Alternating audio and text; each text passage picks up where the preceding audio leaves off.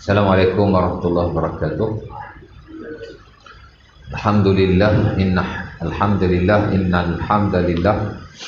nahmaduhu wa nasta'inuhu wa nastaghfiruh wa na'udzu billahi min shururi anfusina min sayyiati a'malina may yahdihillahu fala mudilla lahu wa may yudlil fala hadiya lahu. Asyhadu an la ilaha illallah wa la syarika lahu wa asyhadu anna abduhu wa rasuluh. Allahumma salli wa sallim ala sayyidina Muhammad wa ala alihi wa sahbihi ajma'in, amma ba'du. Rabbana zidna ilma warzuqna fahma wa taqabbal minna innaka antas samiul alim. Alhamdulillah ya rabbal alamin. Muslimat tak ada? Syukur kata Allah Subhanahu wa taala kerana pada malam ini dapat sama-sama kita berkumpul sekali lagi walaupun dalam keadaan hujan, tak ada orang. Tak apa ya. Sekarang ni musim hujan-hujan petang. Hari itu kita dalam bab yang ketujuh, itulah tentang perihal makan dan minum. Di mana si pengarang memuatkan bab ini kerana ia adalah satu bab yang penting. Selain daripada bab ibadah, bab makan dan minum juga adalah penting. Tak kala di pagi hari kebiasaannya kita makan. Hatta mana-mana bangsa ada makan pagi. Kita ada sarapan pagi. Orang Mat Saleh ada breakfast. Orang Arab pun ada al-futur. Al-futur mana makan pagi.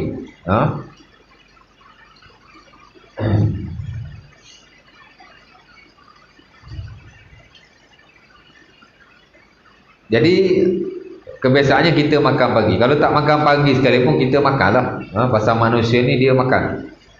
Tak mungkin ada manusia yang tak makan. Tak mungkin lah. Mungkin satu hari dia tak makan boleh jadilah. Tapi kalau nak kata keseluruhan hidup dia tak makan, tu mungkin bukan manusia. Dan ada dua perkara penting bersabit dengan makan minum. Perkara pertama ialah tentang perkara yang kita makan itu adalah daripada jenis yang halal. Dan saya telah kongsikan sebahagian besar daripadanya, antara makanan-makanan yang halal dan juga makanan-makanan yang haram.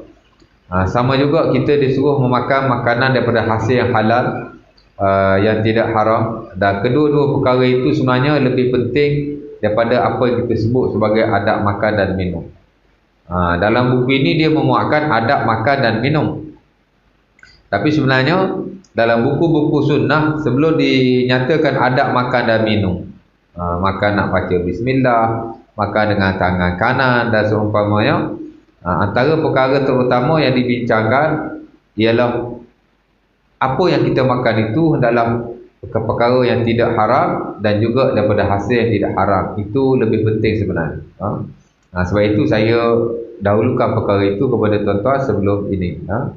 Dan kita nak masuk bahagian kedua pula setelah kita dah bincang apakah jenis-jenis makanan yang halal, dan supaya kita tidak juga memakan makanan yang bersumberkan daripada sumber yang haram. Kita akan bincang pula adab-adab tentang makan dan minum. Dan adab-adab ini sebenarnya tidaklah wajib, tapi amat-amat digalakkan dan dia adalah satu sunnah Rasulullah SAW. Dan dalam buku ini dia hanya memuatkan adab makan lebih kurang 13, adab minum pula hanya 8 sahaja. Campur 8 dengan 12 lebih kurang 20 adab makan dan minum ya. Sebenarnya kalau dilihat dalam buku-buku sunnah atau buku-buku fiqh atau buku-buku hadis yang membincangkan tentang kitabul at'imah wal ashribah, sebenarnya lebih banyak daripada itu. Lebih banyak daripada itu. Tapi pengarang hanya memuatkan sebahagian daripadanya yang penting-penting, insya-Allah taala. Baik. Dan antara perkara yang perlu kita tahu juga, sebenarnya haiwan pemakanan ni asal-asalnya adalah halal. Al-aslu fil at'imah al-hil wal ibahah ma lam yakun dalilun ala tahrimiha. Itu kita nak kena tahu. asal-asal perkara yang bersabit dengan makan dan minum itu adalah halal dan diharuskan. Melainkan jika ada dalil yang mengharamkannya atau melarangnya, baru tidak boleh. Sebab pemakanan ni dia bukan ibadah, dia muamalah, ada dalam ibadah. Sudah tentu kaedah dia dengan haiwan ibadah tidak sama.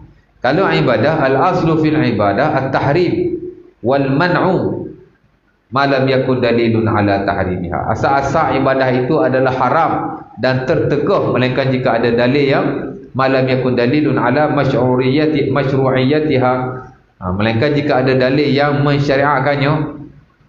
Jadi dia tidak sama dengan haiwan selain ibadah, termasuk pemakanan, kerana ia adalah bab muamalah. Di mana asas-asas sesuatu itu adalah harus. Di atas banyak nafs sama ada daripada Quran ataupun hadis Nabi SAW.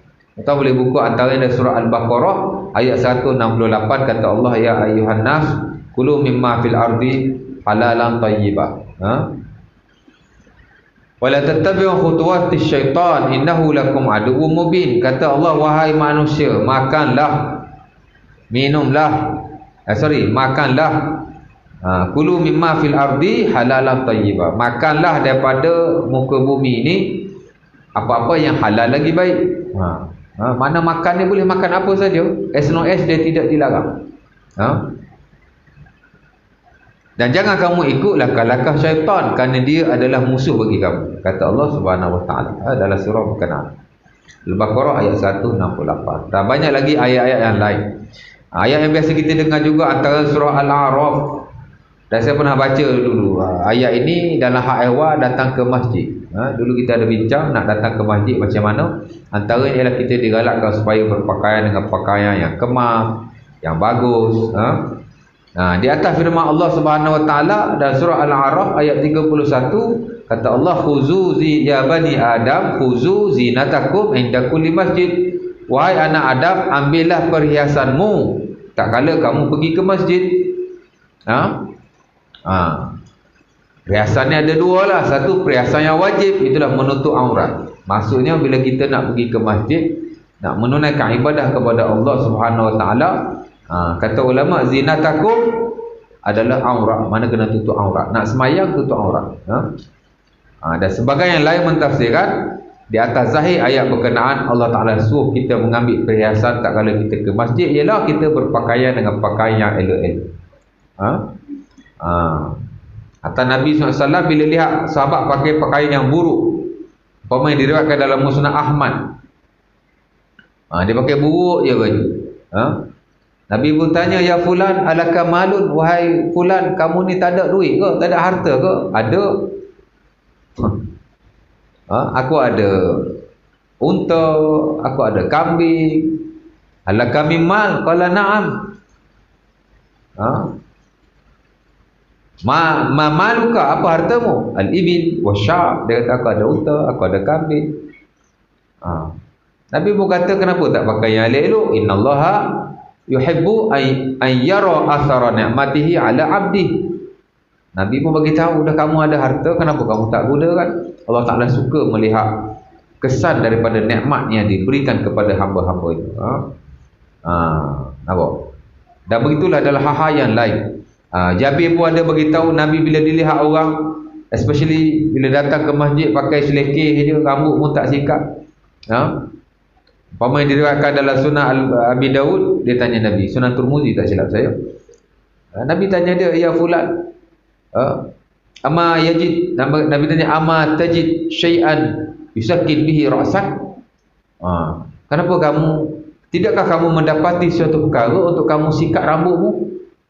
Tak boleh sikat rambut, tak ada duit nak beli sikat ke macam mana? Nabi tanya. Dan bila Nabi melihat sahabatnya berpakaian dan pakaian kotor, Nabi berkata lagi, ama yajid ahadukum syai'an yaghsilu saubahu aw ma'an yaghsilu saubahu. Nak basuh baju tak ada air ke? Bila tengok baju nampak macam kotor, bukan najis, tapi nampak baju tak kotor, kan? Nampak selekeh. Nabi kata, baju kenapa tak basuh? Penampilan kita, especially bila nak datang ke rumah Allah, pakailah pakaian yang baik. Di atas ayat berkenaan surah Al-A'raf ayat 31. Lepas tu Allah Ta'ala kata, ya bani Adam khuzu zinatakum inda kulli masjid. Kemudian kata Allah, wa kulu washrabu wa la tusrifu innahu la yuhibbul musrifin. Makanlah dan minumlah dan janganlah kamu melampau-lampau, kerana Allah Ta'ala tidak suka orang-orang yang melampau. Makna is very open. Nak makan apa, as long as dia tidak dilarang, tidak ada masalah sama sekali. Nampak? Sebab itu Al-Imam Al-Qurtubi rahimahullahu ta'ala dalam tafsirnya Al-Jami' fi Ahkamil Quran, dia one of the best book dari sudut tafsir para ulama.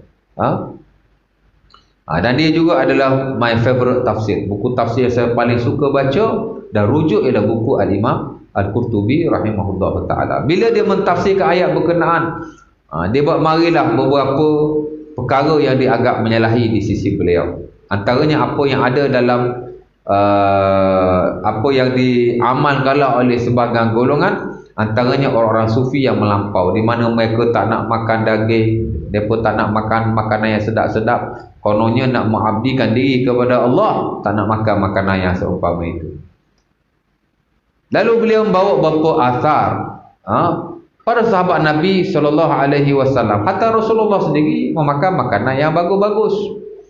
Dia kata, kana Rasulullah SAW ya'kulu al-lahma thumma yakhruju ila as-salah, wa kadzalika ashabun Nabi SAW ya'kuluna al-lahma wal-'inaba thumma yakhrujuna ila as-salah. Katanya Nabi SAW makan daging. Nabi makan daging tak? Bila sebut daging ni, boleh jadi daging lembu, boleh jadi daging kambing, boleh jadi daging unta. Nabi makan daging tak? Makanlah tuan. Daging ayam pun Nabi makanlah. Sahih Bukhari kata Abu Sa'id kana Nabi ya'kulu lahmad dujaj. Nabi SAW memakan daging ayam. Orang kata makan daging kambing ni sunnah, kita pun makanlah daging kambing banyak-banyak kan. Saya kambing saya tak suka, saya suka makan ayam. Ayam sunnah juga. Kalau nak dilihat dari sudut naf, Nabi, oleh kerana Nabi makan kambing sunnah, makan ayam tak sunnah. Pasal ada naf juga Nabi makan ayam kan. Kita duk faham, atau kita biasa dengar makan daging kambing ni sunnah. Tapi makan daging ayam tak pernah dengar kan. Tak pernah dengar makan daging ayam sunnah. Sama je. Ada riwayat Nabi makan ayam, ada riwayat Nabi makan daging. Kalau makan daging kambing, kalau makan kambing tu sunnah, makan daging ayam pun sunnah juga, pasal ada nafsnya. Tapi daging ayam tak timbul, tu saya pelik juga, tak timbul. Timbul daging kambing kan. Kau awak mula cerita makan daging kambing sunnah dulu, kau orang duk menaga kambing, saya tak tahulah. Makan je pun. Apa-apa yang boleh dimakan, selain dia tidak dilarang, maka boleh dimakan. Jadi kata Al-Qurtubi, Nabi SAW memakan daging, kemudian dia semayang. Para sahabat Nabi SAW memakan daging dan makan anggur. Anggur ni kira makanan yang sedap lah.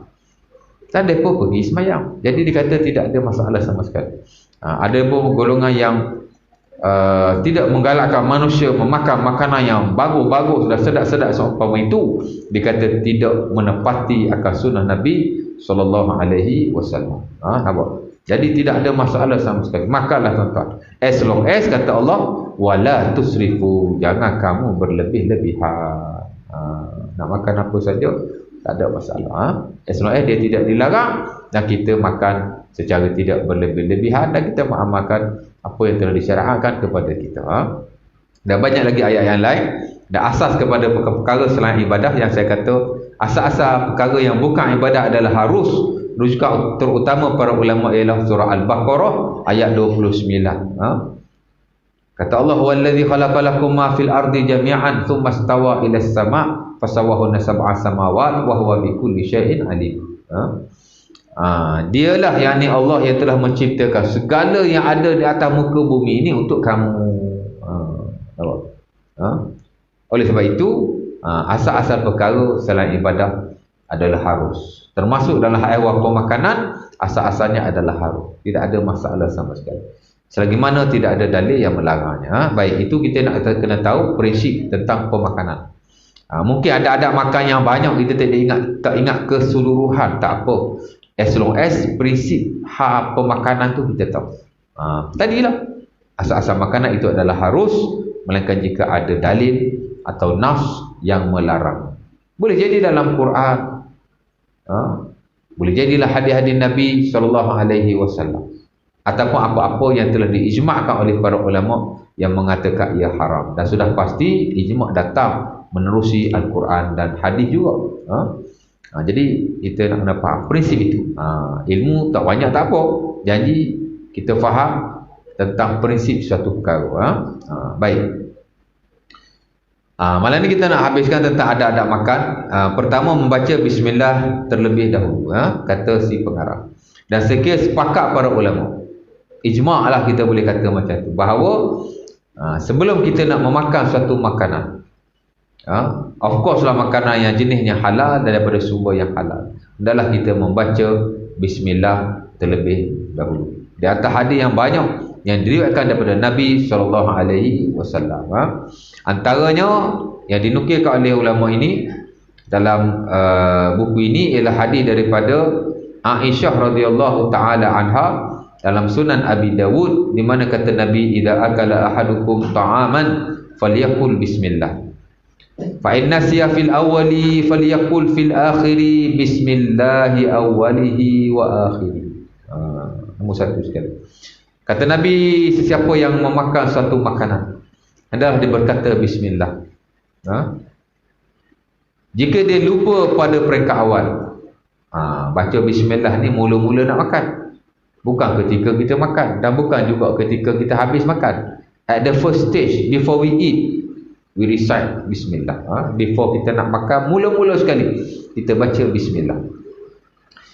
Dan jika kita lupa, kata Nabi, pada peringkat awal itu, maka kita berkatalah pada pertengahannya atau pada akhirannya, bismillahi fi awalihi wa akhirihi, dengan nama Allah pada awalnya dan pada akhirnya. Kalau kita lupalah, pasal manusia ni tak terlepas daripada lupa. Jadi bila kita lupa, kita bacalah bismillah fi awalihi wa akhirihi, sama ada pada pertengahannya atau pada penghujungnya, as long as kita tak habis makan lagi, bacalah bismillah yang berkenaan. Dan banyak lagi hadis-hadis yang lain, antaranya juga daripada Umar bin Abi Salamah yang diriwayatkan dalam Sahih Bukhari dan Muslim, di mana kata Nabi SAW kepadanya, ya gulam, sammillah wa kul biyaminika wa kul mimma yalik. Kata Umar bin Abi Salamah, Nabi SAW berkata kepadanya, kerana dia ni budak lagi, tuan-tuan. Dalam riwayat menyatakan, kuntu ghulaman fi hajri Rasulillah wa kanat yadi tatishu fil suhfah. Aku ni budak yang hidup bersama dengan Rasulullah SAW, duk main ikut riba Nabi. Mana dia budak lagi, duk main ikut riba Nabi. Dia kata, aku ni budak kecil, duk main ikut riba Nabi, dan tanganku sentiasa menjala di pinggan-pinggan makanan. Maka Nabi berkata kepadaku, wahai budak, berkatalah bismillah, makanlah dengan tangan kananmu, dan makanlah yang hampir kepadamu. Nabi ajar dia, walaupun dia budak kecil, Nabi ajar kepada beliau cara-cara nak makan. Budak lagi. Dan begitulah kita ajar anak kita atau siapa sahaja orang di bawah kita, sejak dia kecil lagi, untuk dia membaca adab-adab tertentu ketika nak makan, especially bismillah. Dan Nabi tak kata suruh baca bismillah saja. Nabi kata makanlah dengan tangan kananmu dan makanlah makanan yang hampir kepadamu. Itu satu adab yang bagus sekali, ya. Antara hadis yang masyhur juga, tapi tidak ada dalam buku ini, tapi dalam buku-buku fiqh, bila ulama membahaskan tentang kitabul at'imah wal ashribah, dalam kitab makan dan minum, dalam slot bab adab makan dan minum, mesti ada hadis yang diriwayatkan oleh Jabir radhiyallahu taala anhu, yang diriwayatkan dalam Sahih Bukhari atau Muslim, di mana kata Nabi SAW, idza dakhala ahadukum baitahu thumma zakarallaha 'inda dukhulihi wa 'inda ta'amihi qala syaitan la mabita lakum wa la 'asha. Wa idza dakhala wa lam yadhkurillah 'inda dukhulihi wa 'inda ta'amihi 'inda dukhulihi qala syaitan adraktumul mabit wa idza lam yadhkur 'inda ta'amihi qala syaitan adraktumul mabit wal 'asha. Kata Jabir, kata Nabi SAW, bila seseorang itu masuk ke dalam rumahnya, adalah dia menyebut akan Allah. Idza dakhala ahadukum baitahu falyadhkurillah. Adalah dia menyebut akan Allah. Apa? Mana dia masuk aja dia baca bismillah. Ataupun dia sebut nama Allah Subhanahu wa taala, ataupun dia beri salam atau seumpama. Dan begitu juga ketika dia makan, dia menyebut nama Allah. Mana dia baca bismillah. Bila Nabi kata menyebut nama Allah, bukan Allah gitu. Nabi kata bila kamu masuk ke dalam rumahmu, sebutlah Allah atau sebutlah nama Allah. Bukan kata masuk rumah Allah. Bila kamu nak makan, Nabi kata sebutlah Allah atau sebutlah nama Allah. Bukan kata Allah ataupun seumpama itu. Maknanya baca zikir yang telah diajar oleh Nabi SAW. Kalau nak masuk rumah atau nak makan, bismillah lah. Kalau di tempat-tempat lain, bila sebut Allah, mana baca zikir-zikir di tempat berkenaan. Bukan sebut Allah saja, kan? Jadi bila dia masuk ke rumah, dia sebut Allah atau dia sebut nama Allah, yang ni dia membaca bismillah.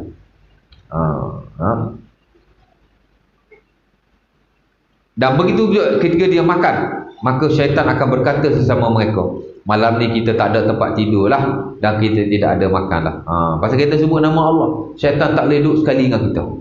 Bila kita makan, dia tak boleh duduk sekali dengan kita. Bila kita duduk dalam rumah, dia tak boleh duduk dalam rumah kita, kerana kita telah menyebut akan nama Allah Subhanahu wa taala ketika kita memasuki rumah kita.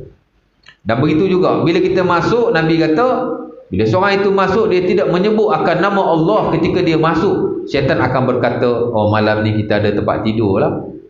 Nampak?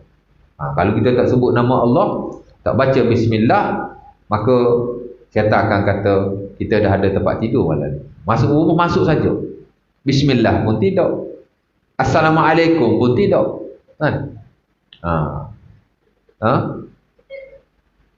Maka apa yang berlaku? Syaitan akan kata malam ni kita ada tempat tidur. Kalau masuk tu, masuk begitu. Tidak membaca apa-apa, tidak membaca apa-apa yang disunahkan oleh Nabi SAW. Nak masuk rumah, buka pintu, bismillah. Lepas tu, assalamualaikum warahmatullahi. Ada orang ke, tak ada orang ke, bagi salam. Kalau ada orang, lebih-lebih baik. Nampak? Kalau tak ada orang, tak bagi salam pun tak apa, bagi salam pun tidak apa. Saya kira sebagai ulama masih menggalakkan beri salam sama ada orang ada ataupun tidak. Dan itu disebut oleh Al-Imam Nawawi rahimahullahu taala dalam Al-Adhkar. Cuma dia kata kalau tak ada orang, Al-Imam Malik rahimahullahu taala menggalakkan kita baca assalamu alaina wa ala ibadillahis salihin. Tapi kalau kata assalamualaikum, tidak salah sama sekali. Kita boleh rujuk Al-Azkar Al-Imam Nawawi rahimahullah ta'ala, tak kala dia membawa hadis tentang kesunahan memberi salam ketika masuk dalam rumah, dengan membawa hadis antaranya hadis Anas bin Malik yang diriwayatkan dalam Sunan At-Tirmizi, di mana kata Nabi, ya bunayya idza dakhalta ala idza dakhalta ala ahlika fasallim alaihim.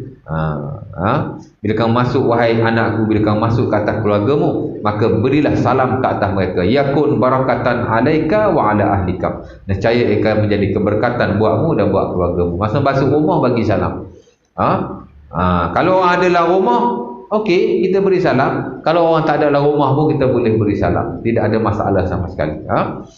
Tapi kalau tak ada orang, kita boleh sama ada memberi salam, assalamualaikum warahmatullahi, ataupun kita membaca assalamu alaina wa ala ibadillahis salihin. Tidak ada masalah. Nampak? Baik. Tapi kalau kita confirm tak ada orang, kalau tak beri salam, maka tidak makruh sama sekali. Tapi kalau ada orang pun tak beri salam, tidaklah wajib. Dia satu sunnah dan amat-amat digalakkan. Kerana Nabi kata, bila kita beri salam ke atas ahli keluarga kita, maka dia akan menjadi suatu keberkatan kepada kita. Jadi hak masuk rumah ni yang sahih dalam sunnah Rasulullah SAW ialah membaca bismillah selaku menyebut nama Allah berasas kepada hadis Jabir radhiyallahu taala anhu, dan juga memberi salam ke atas ahli keluarga kita. Dua tu saja. Nampak? In spesifik lah secara khusus bila kita masuk rumah. Dan bila kita melakukan hal yang sedemikian, syaitan akan berkata malam ni kita tidak ada tempat tidur lah. Dan begitu juga bila kita makan di dalam rumah kita. Kita makan di dalam rumah kita, lantas kita membaca bismillah, syaitan akan berkata tidak adalah makan buat kita malam ni. Jadi dia kata tempat tidur pun tak ada, makan pun tak ada. Jadi berlaparlah syaitan, laknatullahi alaihi. Tapi kalau kita masuk pun tak baca nama Allah, bagi salam pun tidak, duduklah rumah beri bila makan tu bismillah pun tidak, apa pun tidak, maka syaitan ada tempat tidur dan ada tempat adalah makanan baginya daripada kita makan. Bila kita makan tak baca bismillah, syaitan makan bersama-sama kita. Dan ada hadis yang menyebutkan sedemikian. Antaranya hadis yang diriwayatkan dalam Mustadrak Al-Hakim daripada Huzaifah, di mana kata Nabi SAW, inna syaitan yastahilu ta'am ma lam yazkir ismullahi alaihi. Syaitan akan memakan bersama-sama dengan kita makanan yang tidak disebut nama Allah kepadanya. Yang ini bila kita tidak bismillah. Nampak? Jadi jangan sekali-kali kita makan melainkan setelah kita akan membaca bismillah sebagai satu sunnah Nabi. Dan ada kepentingan yang lain, itulah supaya syaitan tidak sama-sama memakan makanan bersama kita yang sudah tentu kita tidak mahu sebenarnya. Baik, itu soal baca bismillah.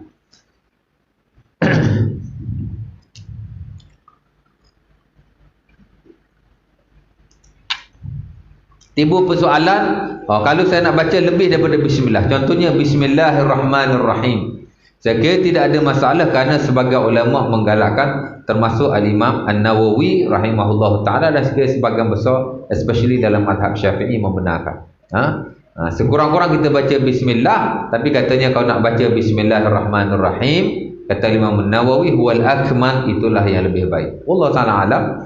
Dan sekira juga dalam hal-hal yang lain yang warid daripada Nabi membaca bismillah, ada keharusan untuk kita membaca secara penuh, tidak ada masalah sama sekali. Namun dalam hal yang sekecil ini pun ulama khilaf, dan ini disebut oleh Al-Imam Ibnu Alan dalam syarahan Al-Azkar, di mana katanya ada 3 pendirian ulama lah. Sebahagian tidak menggalakkan, bila riwayat Nabi baca bismillah, kita baca bismillah sahaja, tak perlu baca bismillahirrahmanirrahim. Ketika makan baik, ketika masuk tandas baik, ketika nak pakai baju baik, bila-bila sahaja yang diriwayatkan Nabi hanya baca bismillah. Jadi jangan baca bismillahirrahmanirrahim, dia kata. Pasal hak waris hak tu je. Dan sekali itu pendapat yang paling bagus sebenarnya, kerana stick kepada apa yang diriwayatkan. Yang kedua, ulama yang membenarkan, dia kata tidak ada masalah sama sekali. Bismillah atau bismillahirrahmanirrahim, kedua-duanya adalah bismillah. Jadi mereka membenarkan mana-mana riwayat yang Nabi baca bismillah, boleh dia kata untuk kita tambah bagi sempurna bismillahirrahmanirrahim. Ketika makan baik dan dalam hak ehwal yang saya telah sebut baik, hatta ketika nak menyembelih haiwan, riwayat baca bismillah saja, tapi boleh baca bismillahirrahmanirrahim. Bahkan kata Imam Nawawi dalam hal berkenaan, dia kata itulah al-akmal, yang paling sempurna. Wallahu ta'ala alam. Masing-masing ada pendapat masing-masing, dia bukanlah satu isu yang besar. Baik. Dan yang ketiga, dia kata tak boleh tambah bismillahirrahmanirrahim. Kalau nak tambah, dia kata tambah yang lain. Dan ini pendapat yang dikeluarkan oleh Al-Imam Ibnu Hajar Al-Haytami, ulama besar mazhab Syafi'i yang terkemudian. Katanya kalau nak baca bismillah, bacalah bismillah. Kalau nak baca yang lain, jangan baca bismillahirrahmanirrahim, katanya. Bacalah yang lain seumpama bismillahil azizil hakim, bismillahil alimil halim. Pasal dia kata bismillahirrahmanirrahim hanya untuk khas kepada baca Quran. Jadi dia kata ataupun mungkin ada alasan-alasan yang lain. Tapi setahu saya dia tak galak-galak. Apa-apa yang Nabi baca bismillah, baca bismillah katanya. Dan kalau nak tambah, tambahlah nama-nama Allah yang lain, tapi bukan bismillahirrahmanirrahim. Masing-masing ada pendapat masing-masing, Allah Ta'ala alam. Dan kalau kita stick kepada nas, umpamanya disunahkan oleh Nabi SAW sekadar baca bismillah, saya kira memadai. dan tidak ada pertikaian sama sekali. Kalau baca bismillah tak ada argument. Tapi kalau nak tambah, di situ timbul argument dan pendapat yang berbeza-beza di kalangan para fuqaha, ya. Sama juga kalau kita nak baca bismillah, kita nak baca doa makan, saya kira sebagai ulama mengharuskan. Dan sebenarnya dari sudut doa makan ni pun kalau kita lihat sebenarnya hampir tidak ada yang sahih daripada Nabi SAW. Yang kita dah baca Allahumma barik lana fima razaqtana wa qina azabannar, doa itu sebenarnya tidak sahih sama sekali. Bahkan jika dilihat dari sudut sanadnya, ia adalah hadis yang terlalu lemah. Dan hadis terlalu lemah sebenarnya tidak boleh diamalkan. Tapi dia kerana ia doa, di mana doa ni walaupun terlalu lemah, saya kira sebahagian ulama masih mengharuskannya, as long as kita tak kata dia adalah doa Rasulullah SAW. Nampak? Hampir tidak ada yang sahih doa sebelum makan, hampir tidak ada. Kalau ada, hanya saya ingat satu atau dua hadis saja. Antaranya ialah doa yang diriwayatkan oleh Al-Imam Abi Dawud, tak silap saya, ataupun dalam Sunan At-Tirmizi daripada Ibnu Abbas, di mana Nabi SAW membaca bismillah. Macam Syekh doa tu je yang sahih sikit tu, doa makan tu.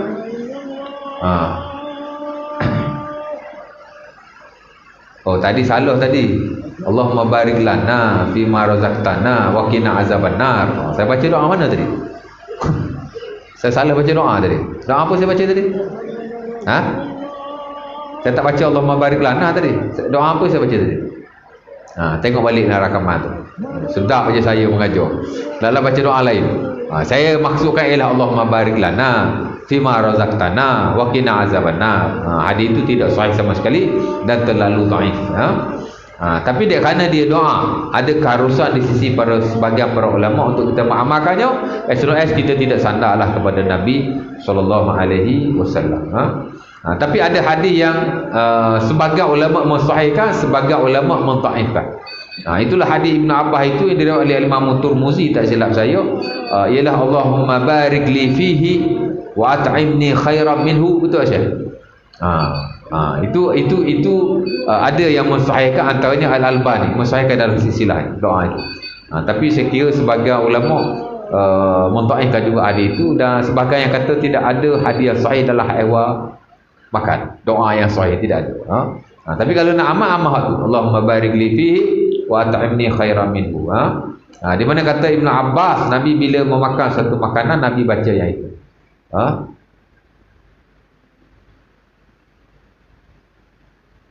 Dan bila Nabi meminum susu, Nabi berdoa Allahumma barik li fihi wasqini khairan minhu atau kama qala. Saya lupa hadis itu, kerana saya wallahu taala alam jarang-jaranglah membaca doa sebelum makan. Boleh kata hampir saya tidak membacanya. Saya hanya sekadar membaca bismillah. Allahumma barik lana langsung saya tak baca. Allahumma barik li fihi wa ta'imni khairan minhu adalah sekali-sekali saya baca. Tapi yang betul-betul sahih dan sunnah Nabi SAW ialah kita membaca bismillah. That's it. Tidak ada pertikaian bila kita sekadar mengamalkan itu. Tapi kalau nak baca doa, saya kira sebagai mengharuskan. Jadi bukan satu isu yang besar lah. Selagi mana kita tidak menyandarkan kepada Rasulullah SAW. Dan janganlah baca doa panjang-panjang. Tahu tak? Kita bukan nak doa, kita nak makan. Jadi kalau kita lihat kepada zikir-zikir Nabi SAW dalam hal ehwal keperluan kita, mana ada panjang-panjang. Bangun tidur, nak masuk tandas, nak keluar tandas. Hatta kalau kita kata ada doa makan yang sahih sekalipun, mana ada doa yang panjang. Pasal itu benar-benar bersabit dengan keperluan. Kan? Kita bukan nak makan, kita bukan nak doa, kita nak makan. Jadi sekadar berdoa untuk hal-hal yang seumpama itu, kan? Bila Nabi bangun tidur, Nabi memuji Allah. Bila Nabi nak masuk tandas, bismillah. Nabi minta perlindungan daripada Allah, daripada syaitan. Allahumma inni a'udzubika minal khubsi wal khaba'is. Bila Nabi nak pakai baju, minta kebaikan baju ini. Bismillah. Allahumma inni as'aluka min khairihi wa khairi ma suni'a lahu. Jadi maksud kepada doa-doa yang dibaca oleh Nabi SAW amat-amat menepati kemaslahatan akan perbuatan kita pada waktu itu. Sama juga bila kita nak makan, Allahumma barik li fihi wa at'imni khairan minhu. Berkatilah apa yang aku nak makan dan berilah makan aku yang lebih baik daripadanya. That's it. Lepas tu makan. Ha. Ini nak makan dia baca doa macam-macam. Rabbana la tuzigh qulubana ba'da idh hadaytana. Tak ada kena-mengena dengan makanan tu. Minta berkat sudahlah. Seumpama yang ada dalam hadis-hadis Nabi SAW. Baru Islam ni dari sudut amalan biasa, nampak praktikal dan relevan dengan kelakuan kita. Tapi kadang-kadang orang tu dia nak isi masa 5 minit nak buka puasa, dia dah baca macam-macam, dia pun doa pun macam-macam lah, waktu tak buka lagi. Itu isu yang lain. Tapi kalau dirutinkan, asal nak makan je doa panjang, asal nak makan je doa panjang, asal doa panjang je makan, itu dah lain macam lah tu. Jadi sebaik-baiknya tak perlu lah. Nampak? Kadang-kadang orang kata juga kita, duk buat ni ustaz juga ni, pak lebay juga. Saya tak tahulah ya. Tapi apa yang saya kongsikan, itulah yang saya tahu menurut pengajian dan juga rujukan serta pembacaan saya. Wallahu ta'ala alam. Mungkin ada orang lain yang ada ilmu yang lebih baik. Tidak ada masalah sama sekali. Yang penting kita tahu apa yang kita buat. Kan? Jangan kita sekadar buat-buat saja. Orang buat, kita pun buat. Orang buat, kita pun buat. Sementara kalau orang ada gelaran macam saya, macam ustaz, lebih-lebih lagi, jangan ikut orang sama sekali. Kan? Itu masalah kita. Baik, jadi baca bismillah. Isyak dah ni. Kena berhenti lah kita. Yang kedua, makan dengan tangan kanan. Umpama hadis yang diriwayatkan oleh Ibnu Umar radhiyallahu taala anhu, kata Nabi SAW dalam sunnah Abi Daud, Muslim dan selainnya, idza akala ahadukum falyakul bi yaminihi, idza syariba falyashrab bi yaminihi, inna syaitan yakul bi shimalihi wa yashrab bi shimalihi. Kata Nabi, bila makan, makanlah dengan tangan kanan, bila minum, minumlah dengan tangan kanan. Sesungguhnya syaitan makan dengan tangan kirinya dan minum dengan tangan kirinya. Dan ada riwayat yang lain antara dalam Ibnu Majah daripada isteri Nabi Ummu Salamah, tak ada dalam buku ini, tapi ada dalam hal ehwal makan dengan tangan kanan ini diriwayatkan, di mana kata Nabi, makanlah dengan tangan kanan, minumlah dengan tangan kanan, ambillah dengan tangan kanan, karena syaitan yakul bishimalihi wa yashrab bishimalihi wa ya'khudh bishimalihi. Hatta Nabi kata ambillah dengan tangan kiri, di anna syaitan ya'khuzu bishimali. Syaitan ni makan dengan tangan kiri, minum dengan tangan kiri, bagi pun dengan tangan kiri, ambil pun dengan tangan kiri. Jadi dalam hal seumpama itu, amat-amat kita digalakkan untuk menggunakan tangan yang kanan, bukan hanya sekadar makan dan minum. Hadis ini sebut makan dan minum saja. Sebenarnya lebih luas konteksnya adalah hal-hal yang lain, di mana urusan muamalah kita dahulukan yang kanan. Itu amat-amat digalakkan. Apa-apa saja kita nak buat. Kan? Nak menulis kau, nak pegang itu kau, nak pegang ini, tidak ada masalah apa. Amat-amat digalakkan untuk kita menggunakan tangan yang kanan. Saya tidak ustaz. Itu isu yang lain lah. Tidak. Tapi kalau seboleh-bolehnya guna tangan kanan, especially dah awal makan, minum, beri, ambil, itu amat-amat digalakkan lah. Kan? In spesifik pasal ada nasnya. Adapun dalam isu-isu yang lain yang tidak dinyatakan lah dalam hadis-hadis secara khusus, kalau kita boleh guna yang tangan yang kanan, itu amat-amat digalakkan. Sebab itu at-tayammunu sunnatun. Menganak-anak itu adalah sunnah dalam banyak hal. Dan rujukan terutama dalam hal itu ialah hadis yang diriwayatkan dalam Sahih Muslim daripada Aisyah, kana Nabi yu'jibuhu tayammun fi kulli syai. Nabi ni suka kanan dalam banyak hal, dalam semua hal. Fi tana'ulihi wa tarajjulihi wa tuhurihi wa fi sya'nihi kulli. Bila Nabi nak pakai kasut, fi tana'ulihi, nak pakai kasut, wa tarajjulihi, bila Nabi sikat rambut, wa tuhurihi, bila Nabi bersuci, wa fi sya'nihi kulli, dalam segala urusannya. Nampak? Jadi bukan hanya makan, bukan hanya minum, dan bukan hanya beri atau ambil in spesifik, tapi juga dalam hal-hal harus yang lain. Di atas hadis Aisyah tadi, amat-amat digalakkan kita menggunakan tangan yang kanan. Kalau tidak keseluruhannya pun, mana kita menggunakan secara sentiasa lah. Kita punya keutamaan banyak guna tangan kanan. Itu amat-amat digalakkan. Dan bila kita melakukannya kerana nak ikut Rasulullah SAW, walaupun dalam hal-hal yang harus, kenapa guna tangan kanan? Kan? Buka pintu, tutup pintu, buka kitab, tutup kitab. Kan? Kenapa kita guna tangan kanan? Kerana kita ikut Rasulullah SAW, maka dapatlah pahala, walaupun dia adalah perkara yang harus. Sunat kita niat ittiba' Rasulullah sallallahu alaihi wasallam. Aku buat ni kerana aku nak follow baginda, maka dapatlah pahala insya-Allah taala, kerana Nabi suka menggunakan tangan yang kanan dalam segala keadaan, kata Aisyah. Mereka dalam setengah-setengah keadaan yang dilarang, itu baru kita tak buat tangan kiri je lah. Apa yang dilarang? Istinja lah. Istinja. Nah, Nabi ayastanji bil yamin, kata Salman Al-Farisi dalam Sahih Muslim. Nabi larang seseorang itu beristinja dengan tangan kanan. Nampak? Mana kata bila kita istinja basuh berak lah, atau basuh kencing, kalau kita guna tangan yang kanan, makruh. Dan sebagian ulama pula membeza-bezakan antara mubasyaratun najasah ataupun tidak. Maksudnya kalau kita basuh berak dengan air, haram dengan tangan kanan, haram, kerana kita mubasyaratun najasah, kita sentuh najis.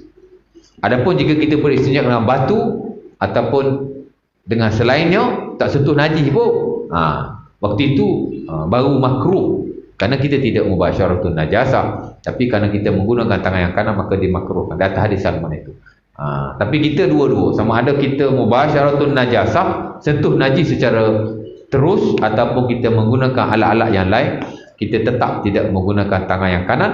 Di atas umum larangan Rasulullah sallallahu alaihi wasallam, seumpama diriwayatkan dalam banyak hadis lah, yang paling masyhur ialah hadis Salman Al-Farisi. Hatta bila kita belajar babul istinja atau babul istitabah, cara istinja tu mesti kita jumpa hadis berkenaan. Baik. Kemudian dia menukilkan beberapa perkara yang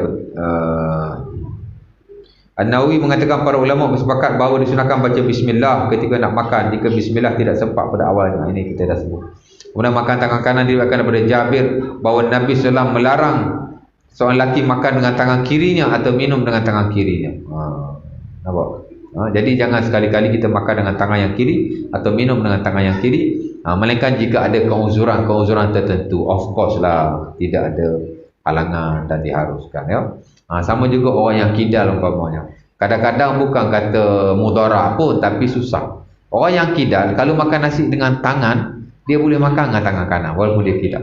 Tapi kalau makan dengan garpu, jatuh makanan. Jadi kekok sangat. Lalu makan pun tak lalu. Makanlah dengan tangan kiri. Tuan-tuan perhati je kalau member yang tangan kidal. Kalau dia pakai sudu, dia mesti pakai tangan kiri. Kawan saya lah, saya nampak ni. Saya ada dua orang yang kidal. Kalau makan dengan sudu, dia makan tangan kiri. Kalau makan biasa, dia makan tangan kanan. Dan saya pernah tanya salah seorang daripada cikgu. Dia kata saya kalau makan dengan tangan kanan, Ustaz, tak boleh, jadi susah. Bukan tak nak makan tangan kanan, dia kata. Kalau pakai sudu, memang boleh jatuh benda yang ada dalam sudu, katanya lah. Jadi jika ada halangan-halangan seumpama itu, kita tidak ada masalah lah, teruskan. Dia termasuk dalam ashabul a'zal lah tu, orang yang diberi keuzuran. Maka tapi dalam konteks-konteks biasa, kita makanlah tuan-tuan, dengan tangan yang kanan, kerana mengikuti sunnah Nabi SAW. Kemudian makan makanan yang dekat. Saya dah sebut tadi hadis Umar bin Abi Salamah, Nabi kata kul mimma yalik, makanlah makanan yang hampir kepada. Mana jangan kita ambil makanan yang jauh dalam keadaan secara tidak beradab. Tapi kalau makanan itu jauh, kita boleh ambil secara beradab, maka tidak ada masalah. Hatta kita boleh minta orang sampaikan kepada kita atau seumpamanya. Ala kulli hal, dahulukan makanan yang dekat berbanding yang jauh. Kemudian keempat, makan dari tepi, bukan dari tengahnya. Iza akala ahadukum ta'aman la yakul min ala suhfah walakin liyakul min asfaliha fa innal barakah tanzil min a'laha. Dalam hadis-hadis yang sahih antara dari Sunan Abi Daud daripada Ibnu Abbas radhiyallahu taala anhu, di mana kata Nabi jangan makan makanan daripada pertengahan. Ada hidangan, makanan yang tengah-tengah tu jangan makan, tapi ambillah daripada tepi-tepinya. Kenapa? Kerana keberkatan ada pada pertengahannya. Habis tu kena tinggal gitu, makanan tak payah makan lah. Maksud dia makan hak tepi-tepi dulu. Kemudian barulah makan yang di pertengahan. Lambatkan yang di pertengahan. Kenapa? Kerana keberkatan ada di situ. Masalah Ustaz, pasal kadang-kadang lauk ada 4-5 jenis. Takkan kita nak makan hak tepi dulu kot, hak tengah nak dibiarkan ataupun melambat-lambatkan. Kena kat tengah tu daging kambing, pula kat tepi ni daging ayam. Kan? Boleh. Ini hanya galakan dan sunnah dan tidaklah wajib. Mana kalau kita kata nak ambil, kita dulukan yang tepi dulu. Kemudian beransur-ansur kita ambil yang bahagian tengah supaya keberkatan itu lambat hilang. Sebab itu dia termasuk dalam adab yang amat digalak. Kita dulukan yang di tepi-tepi. Duduk dan bukan bersandar. Di atas hadis hadis Abi Juhaifah juga Sahih Bukhari, di mana kata Nabi SAW, inni la akulu muttaki'an, aku tak makan secara bersandar. Letih tu. Makan tak boleh bersandar, tuan-tuan. Nak makan macam mana bersandar? Ulama kita antaranya Al-Imam Abu Sulaiman Al-Khattabi dalam Ma'alimus Sunan. Bila dia menghuraikan hadis berkenaan, boleh berlaku dalam beberapa keadaan bila Nabi kata aku makan tidak bersandar. Bukan bersandar macam yang kita duk faham ni. Pertama ialah bersandar, maksudnya muttaki'an, dalam bahasa Arab maksud tu bersandar, mustanidan, bersandar. Tapi yang dimaksudkan di sini ialah makan dalam keadaan kita duduk di atas bantal, umpama makan-makannya orang bangsawan. Itulah maksudnya. Ataupun juga maksudnya la akulu muttaki'an, aku tak makan akan bersandar, ialah dia makan dalam keadaan makan dalam keadaan meniarap. Sebab itu makan meniarap pun dimakruhkan oleh sebagian ulama di atas hadis berkenaan. Ayakul mustalqiyan ala batnih, dia makan dalam keadaan dia terlentang di atas perutnya, maksudnya dia meniarap. Dan yang ketiga juga yang dimasukkan dengan aku makan tidak bersandar ialah aku tidak makan secara ma'ilan ila ahadi syiqqai, mana dia makan tidak dalam keadaan sengitkan badan ke salah satu sisi. Kerana cara makan seumpama itu adalah makan orang yang tidak beradab, dan makan makanan cara makan orang bangsawan terdahulu yang tidak baguslah untuk kita ikuti. Mana kita makan duduk sebagaimana biasa saja, bukan duduknya sebagaimana seorang yang besar-besar bangsawan atau seumpama. Jadi hadis itu sebenarnya ditafsirkan oleh para ulama sedemikian rupa, kerana kalau diikut zahir aku makan tidak bersandar, dia tidak menepati sebenarnya. Bukan maksudnya bersandar seumpama yang kita faham. Sebab itu sebagai hadis dia tidak dipahami secara teksnya semata-mata, zahirnya. Terutama seperti mana hadis ini. Tapi dah ditafsirkan oleh para ulama yang lebih mengetahui berkaitan dengan sunnah Nabi SAW, especially bila dia melihat hadis-hadis yang lain secara lebih meluas. Nampak. Jadi kita pun nak kena faham. Ada hadis yang kita kena lihat pentafsiran para ulama secara khusus. Kerana lafaznya itu kadang-kadang secara bahasanya seolah-olah tidak menepati. Samalah dalam hadis berkenaan. Jadi ulama dalam hal awal makan dan minum, bila dia hurai hadis Abi Juhaifah, saya lihat secara meluas dia merujuk kepada 3 cara makan yang berkenaan. Makan di atas bantal, makan secara meniarap dengan perut berada di bawah, ataupun makan dengan condong badan ke salah satu sisi. Dan cara-cara makan sedemikian adalah cara makan orang bangsawan pada zaman dahulu. Sedangkan cara makan Nabi adalah cara makan seorang hamba yang bersederhana, duduknya dan seumpama. Jadi itu ditafsirkan oleh para ulama kita. Kemudian sunat memuji makanan, sunat menjilat jari juga disunatkan, menjilat jari selepas kita makan. Idza akala ahadukum falyal'aq asabi'ahu fa innahu la yadri fi ayatihinnal barakah. Dalam hadis Muslim daripada Abi Hurairah radhiyallahu taala anhu dan beberapa sahabat yang lain termasuk Ka'ab bin Malik. Kata Nabi SAW, bila kamu makan adalah kamu menjilat jari-jarimu. Sesungguhnya dia tidak tahu di manakah keberkatan makanan itu berada. Bila kita makan, dah habis makan, jilat jari sebelum kita basuh. Nampak? Dan dalam riwayat yang lain, antara riwayat Ibn Abbas, kerana Nabi yal'aq asabi'ahu qabla an yamsah. Nabi SAW bila dia makan, dia akan menjilat jarinya sebelum dia lap atau sebelum dia basuh, dia jilat.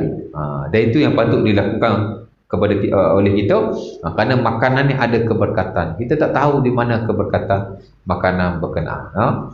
Dan saya masih ingat lagi dulu semasa saya kecil-kecil, tuan-tuan, bila saya jilat jari, kadang-kadang orang tua marah kita. Arwah nenek saya dulu dia marah.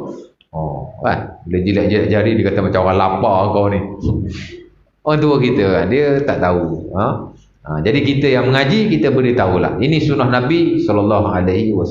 Sebab tak semua yang tok nenek ajar pada kita tu semua betul. kan? Tak semua.